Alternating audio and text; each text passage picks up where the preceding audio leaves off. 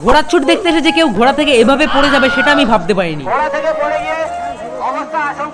আজকে আমি এসেছি তালদি মাঠে ঘোড়ার ছুট দেখতে, আর এখানে এসে রুট খুঁজে না বের করায় প্রথম রাউন্ড ঘোড়ার ছুটটা আমরা দেখতে পারিনি, আর দ্বিতীয় রাউন্ডে ভিড়ে জমা হয়ে দেখতে হয়েছে, যেটাতে অত ভালো করেও বোঝা যায়। আর এবার আমার অনেকটা অনুমান হয়ে গেছে যে ঘোড়া কোথা থেকে দৌড়ায়, তাই পরের দুটো রাউন্ড আমার সেখানে গিয়ে দেখতে হবে। বাই দেবে তার আগে আমি যাচ্ছিলাম ঘোড়া দৌড়িয়ে আনার পর যেখানে দাঁড় করিয়ে জল খাওয়ানো, কারণ আমার বিশ্বাস সেখানে গেলে একসাথে অনেকগুলো ঘোড়া দেখতে। কিন্তু আমাদের দুর্ভাগ্য, আমাদের যাওয়ার আগেই ঘোড়াগুলো নিয়ে স্টার্টিং পয়েন্টে চলে গেছে, আর এখন আমরা যাচ্ছি ঘোড়া যেই রুট বরাবর দৌড়াবে তার মিডিল বরাবর, কারণ সেখানে এই লাস্ট পয়েন্টের থেকে ভিড় অনেকটাই কম হয়।